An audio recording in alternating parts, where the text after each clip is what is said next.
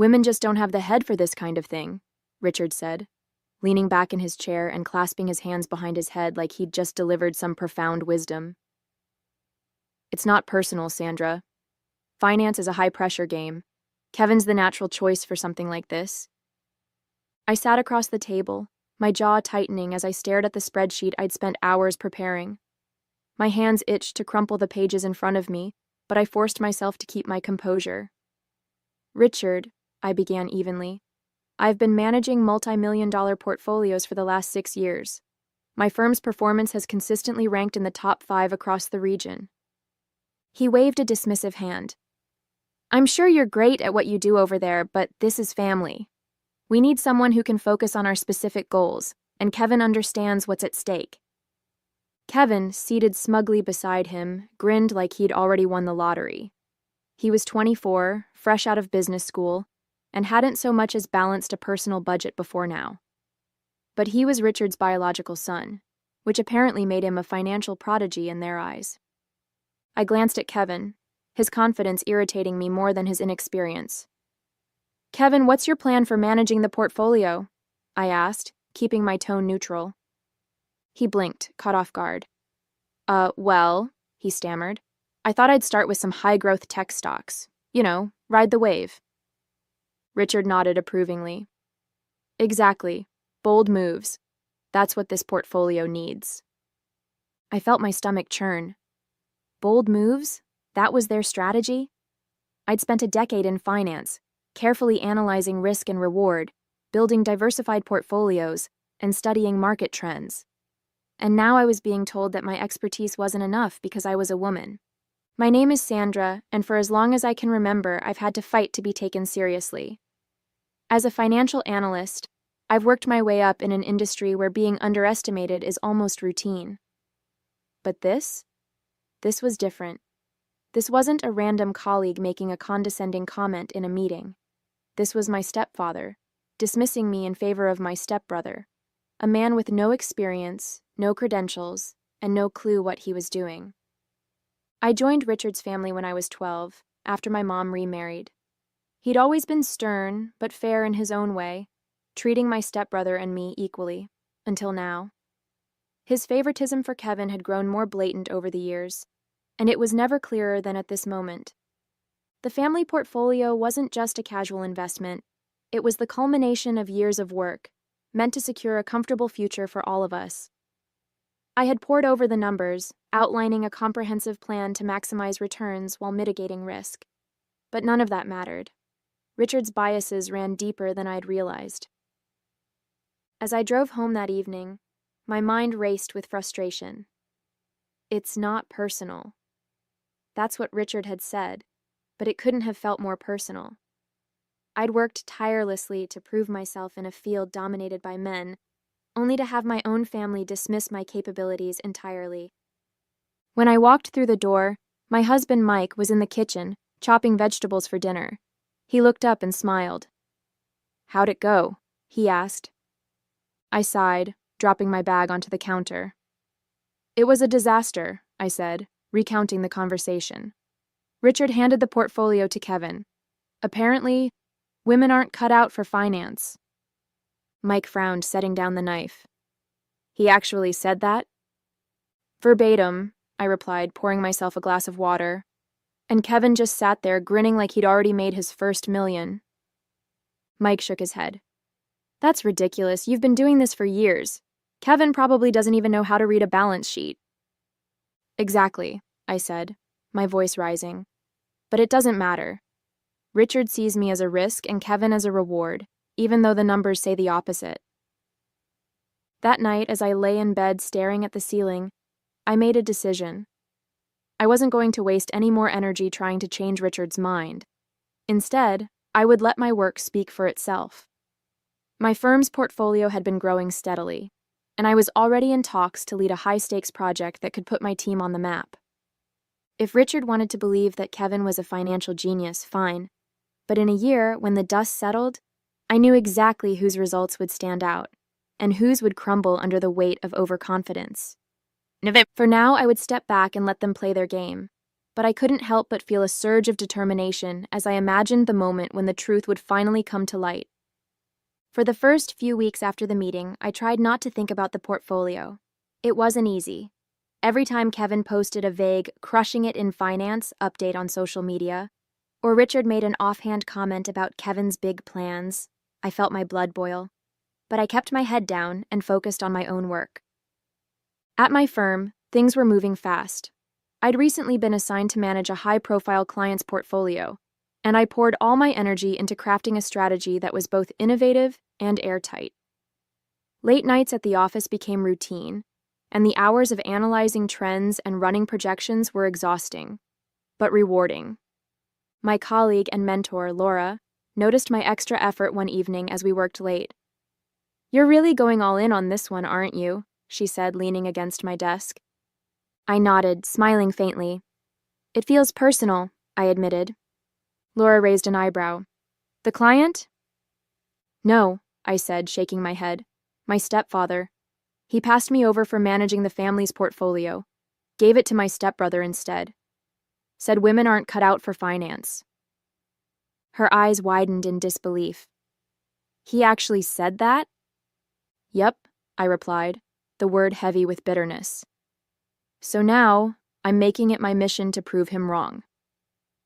Meanwhile, back at home, the cracks in Kevin's supposed success were starting to show. At family dinners, Richard's once proud updates about Kevin's investments grew more vague. "It's a long-term strategy," he said one evening when I asked about the portfolio's performance. "Long-term?" I repeated, raising an eyebrow. "That's code for it's not working right now. What's he investing in exactly?" Richard bristled, clearly annoyed by my question. "It's none of your concern, Sandra. Kevin has it under control." I let it go, but inside I felt a grim sense of satisfaction. I'd seen this happen too many times before. Overconfident investors chasing high-risk stocks without understanding the market. It was only a matter of time before the cracks turned into a full-blown collapse. At work, things were going in the opposite direction. The portfolio I managed began outperforming expectations, and clients were thrilled with the returns. Word spread quickly, and I was soon invited to present my strategy at a regional finance conference. It was a big deal, the kind of recognition that could propel my career to the next level. Laura was ecstatic when I told her. "This is your moment," she said. "Make it count." The night before the conference, as I rehearsed my presentation in the mirror, I thought about Richard and Kevin. A part of me wanted to send them an invite, just to see the look on their faces when I walked on stage. But I resisted the urge. This wasn't about them. This was about proving to myself, and the industry, that I belonged here. As the months went on, the gulf between Kevin's performance and mine became impossible to ignore. While my firm's portfolio continued to grow, Richard started dropping hints that things weren't going so well on Kevin's end. At first, it was small comments about market volatility and unforeseen challenges. But eventually, the truth slipped out. At another family dinner, Richard sighed heavily as we passed around dessert. "It's been a rough quarter," he admitted. "Kevin's portfolio has taken some hits." I glanced up from my plate, keeping my expression neutral. "Hits?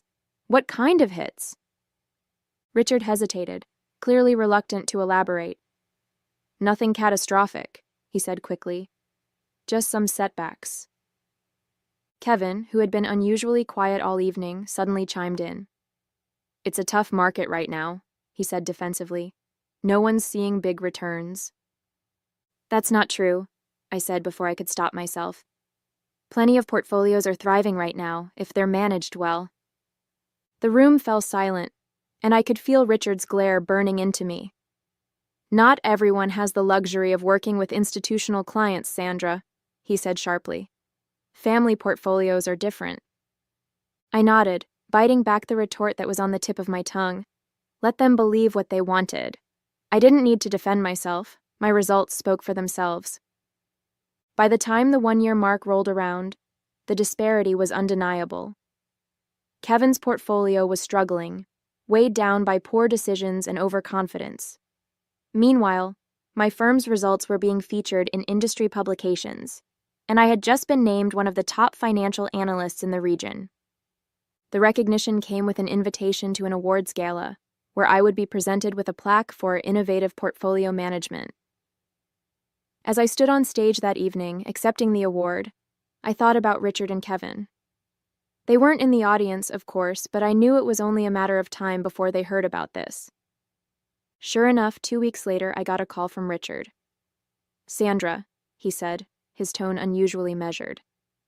"I saw your name in the Financial Times. Congratulations." "Thank you," I replied, keeping my voice calm. There was a pause on the other end of the line.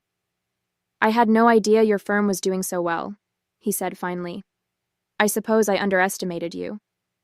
"You did," I said simply. "But I appreciate you saying that."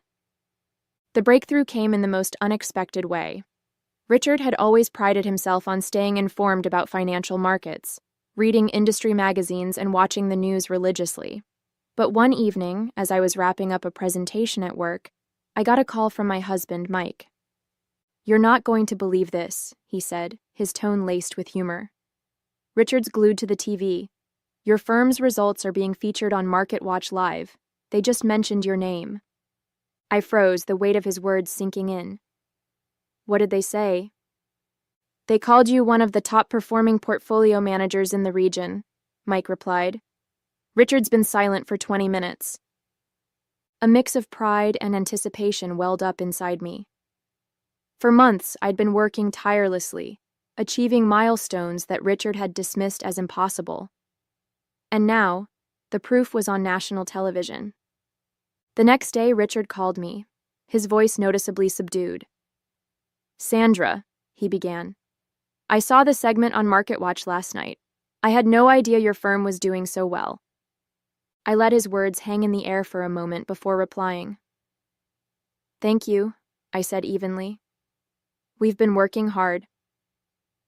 He hesitated, then sighed. "I have to admit, I may have misjudged you. Your results are impressive." I leaned back in my chair, feeling a mix of satisfaction and vindication. "I appreciate you saying that," I replied, "but it's not about the recognition. It's about making smart, informed decisions, and that's something I've been doing for years." Richard didn't respond right away. Finally, he said, "Do you have time to come by this weekend? I'd like to talk." When I arrived at Richard's house on Saturday, the atmosphere was different.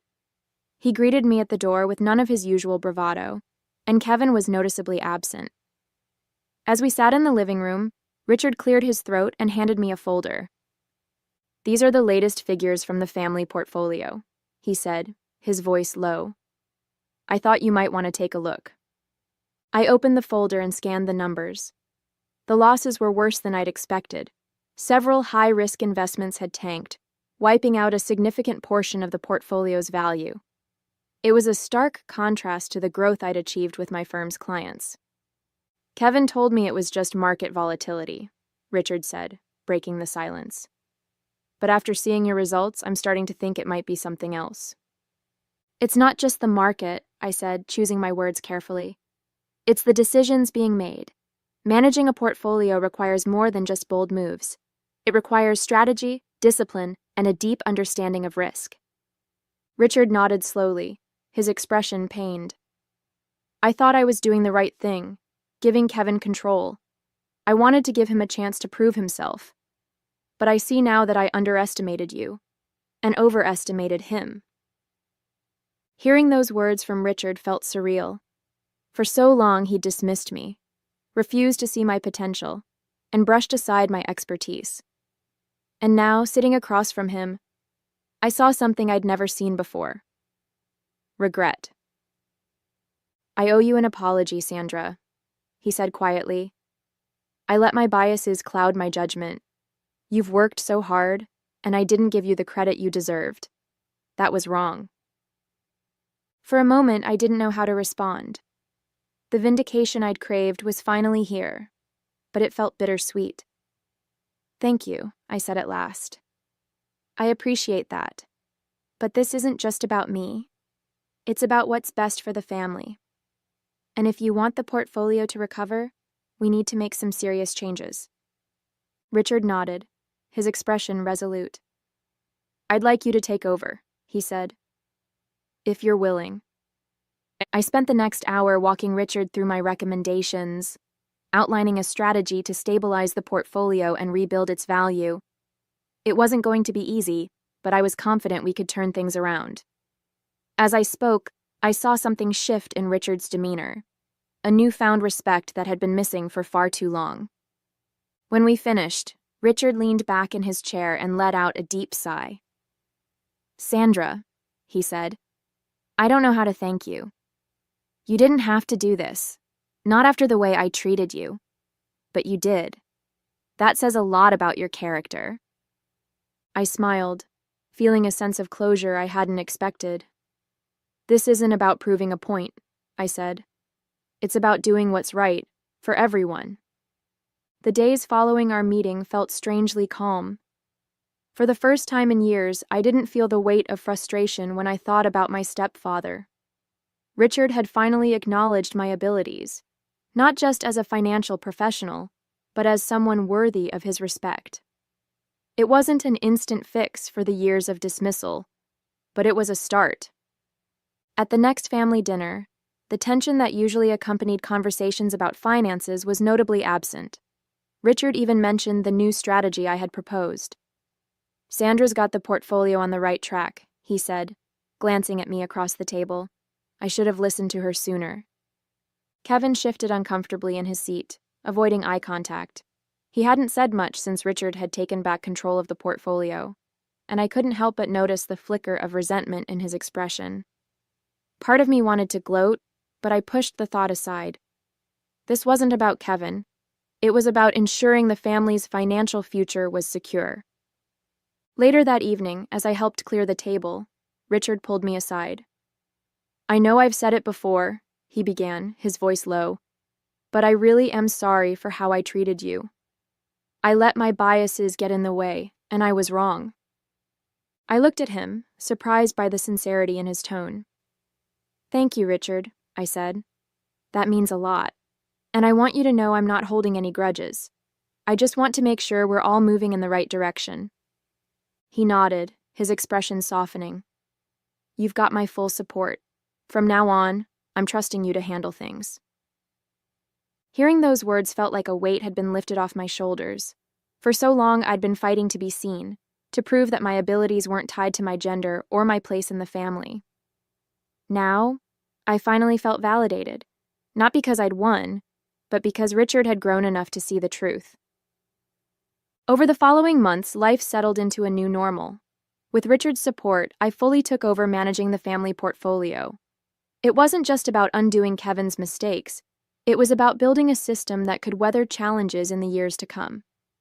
I poured my knowledge into creating a diverse, balanced strategy, and the results spoke for themselves.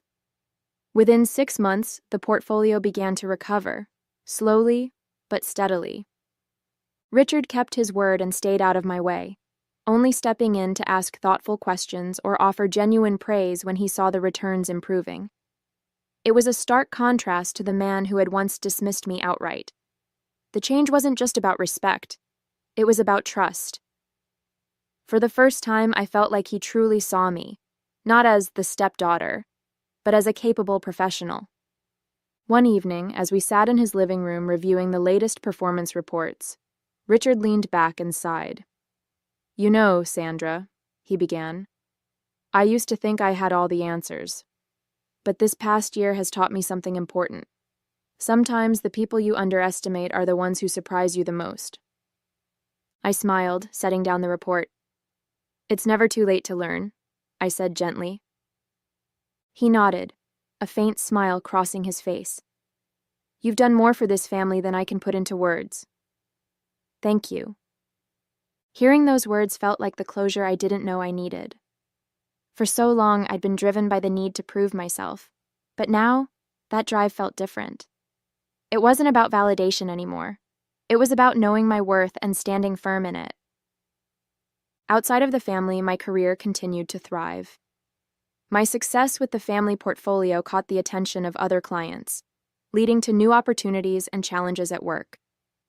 The recognition I'd received at the awards gala was only the beginning, and I finally felt like I was stepping into the career I'd always envisioned. At home, the dynamic with Richard had shifted in ways I hadn't expected. He'd grown more supportive, not just of my professional efforts, but of me as a person. The tension that once defined our relationship was replaced with mutual respect, and while it didn't erase the past, it gave me hope for the future. The journey wasn't easy, but it taught me something invaluable. You can't force people to see your worth. Sometimes you just have to keep doing the work, letting your results speak louder than their doubts. And when the recognition finally comes, it's not about their apology. It's about knowing you've always been capable, even when they couldn't see it. As I left Richard's house that evening, I felt a sense of peace I hadn't felt in years. The road ahead was still uncertain, but one thing was clear. I had finally claimed my place, not just in the family, but in my own life.